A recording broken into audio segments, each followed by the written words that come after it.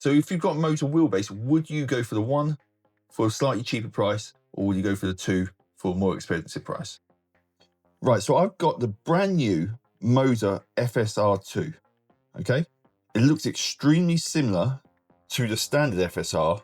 I'm going to go through with some additional bit of filming what's actually different. Okay, so from here it looks very similar. A few noticeable differences are the extra light rows here and the screen. Now it looks clearer, obviously, but more than that, you got whole different things like telemetry here, which you can see. The brakes work as well, but I'm kind of stuck on the grid, so I can't do the brakes to show you, but there's a throttle. It's also touchscreen, which is insane.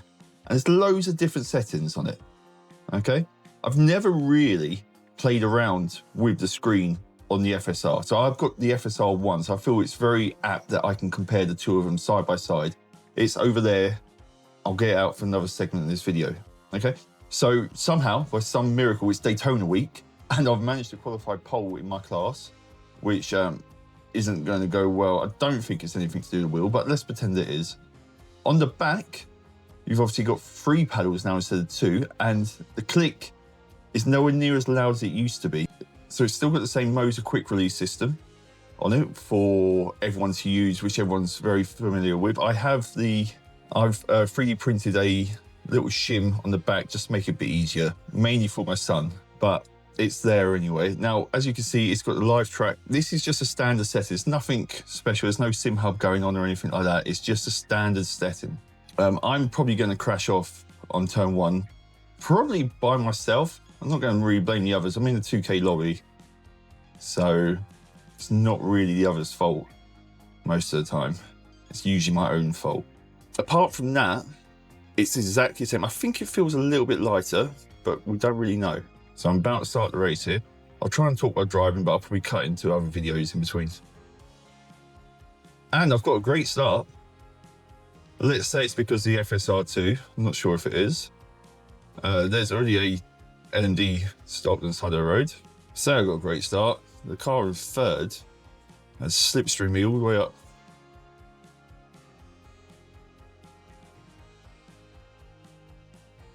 Oh, and I was gone round.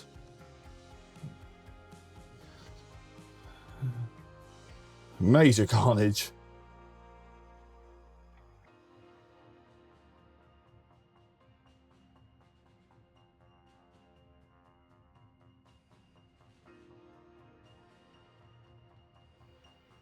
Okay, so now I'm out of the rig. I've got them both here to compare them side by side, however you want to see fit. Okay, so this is the one here. This is bought with my own money, hence why I've got my stickers on it, because it is my own personal. I've used it for about 1.5 years now. So I've definitely got a lot of experience with it. And now this is the FSR2, which I used for the Daytona 24, which just happened. Now, a few of the key differences. Well, first of all, to start off with, the screens look exactly the same, but there is a big difference. Okay, and that was probably what alters the price of these. So the one, if you can buy it brand new, probably around 500, 550 pounds, whereas the 2 brand new is 650 pounds. So it's about £100 difference. So about $120, $140 difference. So a few different changes. As you can see, the one here has the shroud like this, whereas the 2 actually has extra lights incorporated into it. Now also the top on the one has 8 LEDs, whereas the 2 has 10 LEDs.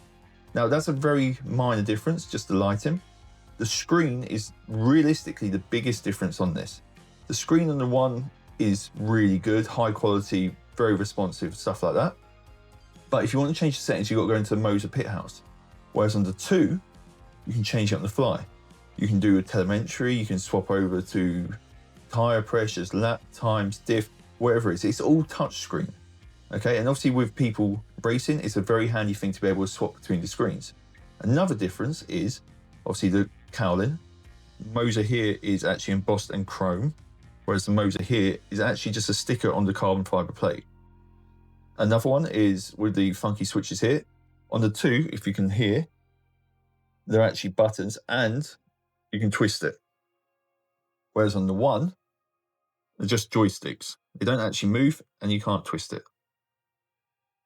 So that's really handy because obviously that gives you a whole bunch of additional buttons you can set it up for. Now, anything else different? Well, they're both exactly the same size, as you can see. The groups are exactly the same, and the button layouts are exactly the same. So none of these stuff here changes. As you know, it's obviously got the MOZA pit house on both of them. All the lights are interchangeable on all the buttons, so you can change them to whatever you want. Same for both of them, so that's a comparison. So now if we have a look at the back of it, there is another big difference you'll see. Okay, so that's the 2, and this is the 1. Now straight off the bat, you can see the 1 has only 4 paddles, the 2 has 6 paddles. Both the gears are magnetic, but a big difference which annoyed my missus, hence one of the reasons I had to build my sim shed, is the magnetics on the 1 are so loud when they click that it drives people insane, and you can actually buy a quieting kit for it. MOZA have obviously addressed that issue and quieted it down massively. You have the clutch paddles, the same, and then also you got the additional bindable paddles at the top, which you can use for DRS or KERS or whatever, depending on what game you're playing on. Apart from that, they're both exactly the same. Both got MOZA's quick release system on it. Both got the import. With the 1, it's very slightly lighter at 1.52 kilograms. The 2 is 1.6 kilograms. That's probably to do with the additional screen being touch screen, additional lighting, and these becoming buttons instead of twisties. How will that affect you while driving? Now, while driving, it won't be as responsive turning wise, but in my opinion, you would gain more detail through the wheelbase. Because it's heavier, it's got more momentum, so the wheelbase will be able to give you the feedback a lot more than a lighter wheel. Now, there's not a lot of difference, probably about 80 grams, so realistically not a lot.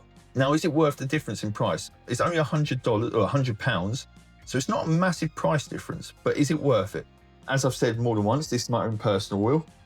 Do I think I would upgrade it from this to this? For £100, I probably wouldn't. I don't think there's enough difference between the two. I would probably stick with this instead of swapping to the 2. Now, if I could find them both brand new and I didn't have a wheel, I was looking for a MOZA Formula style wheel with a screen, what would I go for?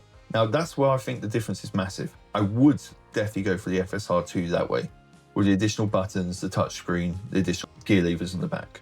Now, that obviously leaves you with a very tough decision what to make. With my experience of the 1, using it for so long, and obviously only using the 2 for the Daytona 24-hour, I had no issues with the wheel. It fired up first time, every time, really quickly. It still looks really good, like the original MOZA does. Everything works, no issues, no fallout, paddles every single time were perfectly fine. Now, the telemetry is really, realistically, in my opinion, the game changer on this. Obviously, there's a lot of wheels you can use, obviously with SimHub, but then that means you've got to download and run more programs, whereas it's nice that it's just in Pit House and you can do all the adjustments.